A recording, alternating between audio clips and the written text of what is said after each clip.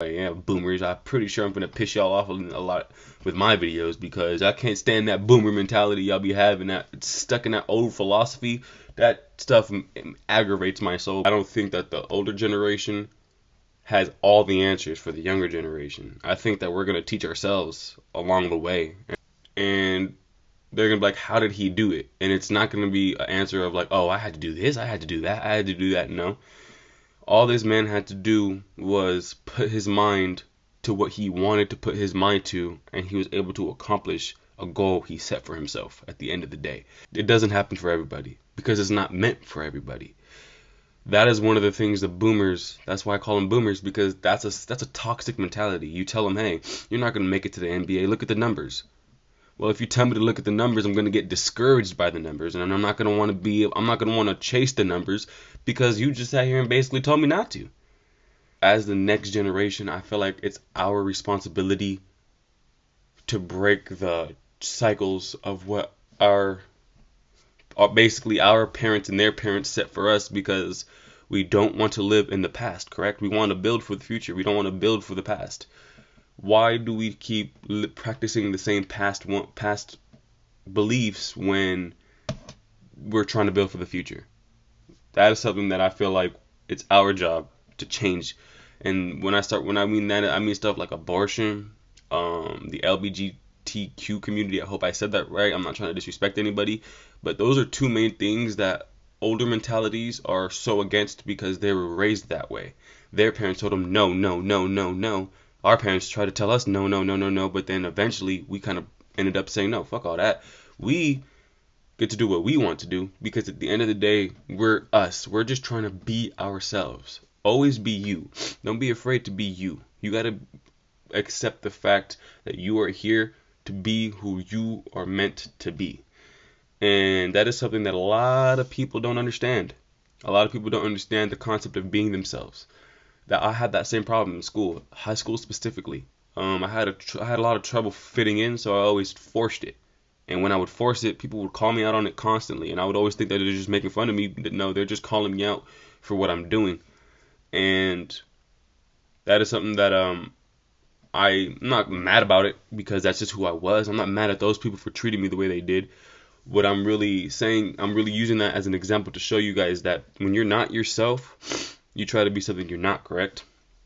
And in that you find yourself getting hurt a lot more because you're faking it when you're really just hiding from who you are, and you're hurting yourself even more from just hiding. So just be you guys. Be who you are. Be who God sent you here to be. I know a lot of us don't believe in him. I know a lot of us do believe in him. I'm a believer in Jesus. I'm a believer in God. I'm going to tell you that God helped me in a tough time to not be about me.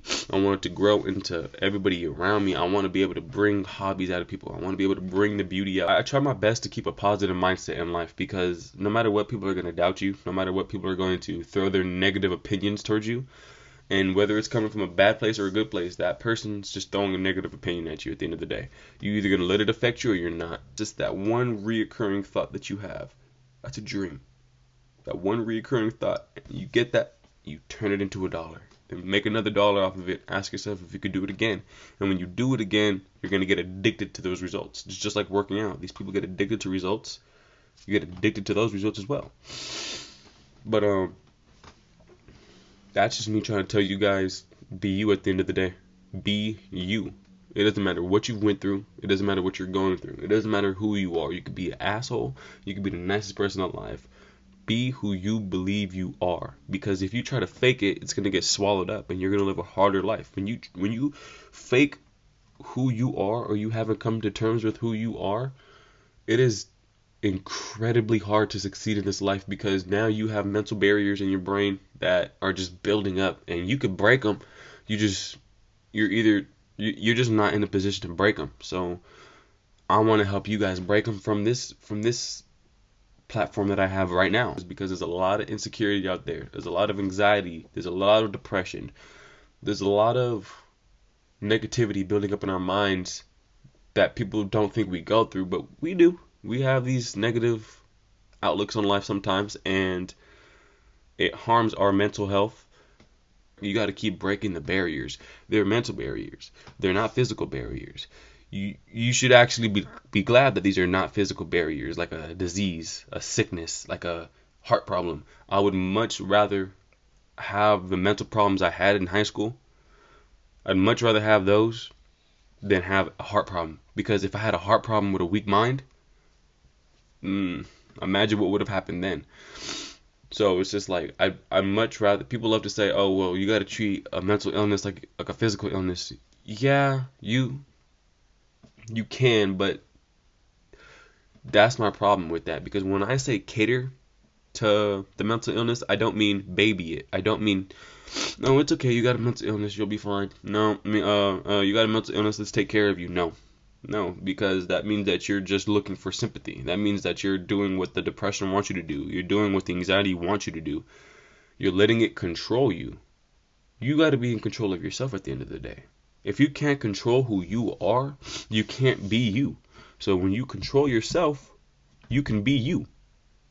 When you are being yourself, you are controlling yourself. But if you're letting the emotions control you, you're letting the mental health control you, the lack of mental health control you, you have something else telling you how to operate yourself. And it's not a healthy one. It is not a healthy one. And that's another thing, is drug addiction is something that I've seen my father go through. And not gonna lie, there's been times where I caught myself smoking weed.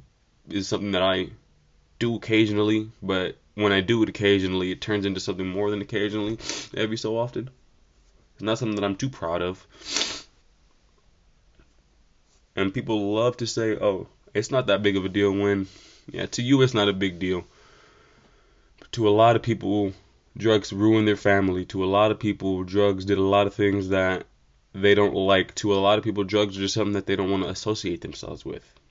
And that's something that we got to respect. So, I'm not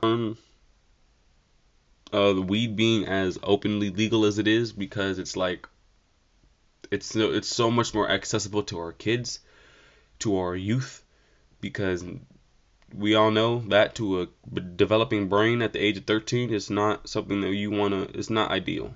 It's not ideal. It's not something that you want to catch yourself getting into at the age of 13, especially. That's just the oldest I'm gonna say, because I don't want to go younger than that. If you're smoking weed consistently at the age of 13 and younger, I feel like it's easier for those mental barriers to grow. That's what I'll say. I'm not gonna say anything other than that. It's gonna be hard not to ruffle a couple of feathers, because people can be like, oh, it helps us go through stuff. When I smoke weed, dude, I smoke weed a lot. Trust me, I've smoked weed a lot. Don't tell me that it helps you go through things, because really all it does is trap in the thought of why I'm feeling down. It just traps it in, and now I'm thinking about it even harder. It's just my emotions are reacting to it differently now, because there's weed in my there's a substance in my system calming me down, because I can't calm myself down, which means I'm not in control of myself. You always got to be in control of yourself. You do a lot of things you don't normally do when you're not in control of yourself. I've seen people do things they normally do when they're not in control. Trust me, I've watched my own dad go down to this type of stuff. I know my way around this stuff. Trust me. But I can't really sit here and preach about how bad it is for you when I'm the one doing it, because obviously that's a hypocrite. So it's like, it's kind of like, one of these days it'll make sense. That's what I keep telling myself. One of these days it'll make sense on why I'm in the situation I'm in. I just feel I'm an open book. I'm just an open book. I'm here to tell you how I felt about a situation, because maybe somebody's going through it too. Maybe you're gonna go through it. Maybe you know somebody who's gone through it. I'm just here to talk about my situation. I'm not just here to be an entertainer. I'm here to enlighten, have hearts at the end of the day.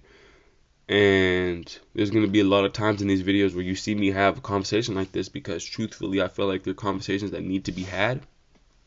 And there's some type of way we have to break the cycle that our past generation left on us.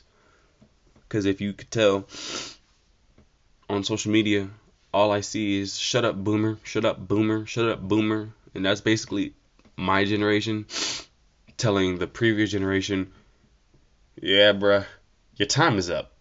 Your time is up. Yeah, it's time for you to go. Time for you to hit the hay. It's no longer about you guys no more. It's about us. And since that's the case, let's do that, but let's do that the right way. Let's do this, and if we're gonna entertain, let's enlighten at the same time. Entertain and enlighten are my two favorite E's in the world. I'm not the best entertainer, but all my friends will tell you that my third eye be open. Genuinely care about seeing the people around me do well. I genuinely care about seeing the world prosper into a better place. But at the end of the day, I'm here just to be myself and let you guys see who I am, see what I do on my daily basis. And the only thing that I knew that was gonna be that is vlogging. That's basically what I want to address, is that I'm not here to be limited. I'm here to be the best version of myself, because I feel like that's a mission God always wants us to have. Is He doesn't want you to beat yourself up. He doesn't want you to be hard on yourself. He wants you to be the best version of yourself.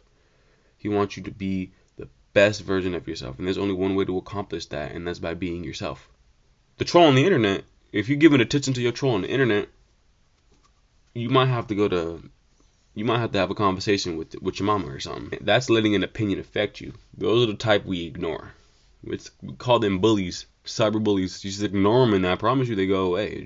I used to get bullied too. You just ignore them, they go away. Cyber bullied in real life, happened to me. Don't let the opinions affect you. See, we're older. We're the generation that's up next. We gotta be the ones to set the example. But I remember it was about basketball and football. And one of the teachers told me straight up, well, you're never going to go to the league. I was just like, well, fuck. I mean, damn, geez, buddy, that's a good way to put it. At the time, I got sensitive about it. I was really angry about it. He was right, because I wish he would have told me that I just didn't have the work ethic. I wish that's what he told me. I wish he didn't bring up the fucking numbers bullshit that every single boomer tries to use on you. Oh, well, look at the numbers. Look, okay, well, there's this many people doing it. There's this many people in the world, so if you do it, you're going to be one of those. Those numbers discourage you. Why are you trying to discourage me? You should be trying to tell me, fuck those numbers. You should be telling me, fuck the numbers. Do it, because at the end of the day, you're going to see if you were made for it or not. And newsflash, buddy, any career you go chase, there's going to be 1,000 people doing it regardless. How are we going to, if we go based off the numbers game, we're never going to get anywhere. That's boomer mentality that we have to eliminate. Boomer mentality is like deadly. It's deadly. It is really deadly, and I can't stand it. And I don't know why. It's like, I think they were trying to be hard on us. Oh, you gotta achieve your dreams by no matter what. You gotta accept the fact that like there are barriers in the way that you gotta fight. Yes, that is very true, and we are already aware of that. But like I said, if you're telling a 13-year-old kid you will not make the league because there are 13 players assigned to a team and there's only 32 teams in the NBA, and your chances are the chances, fuck the damn chances. Fuck them. Why do I care about chances? Is that what this world was made out of? Was chances?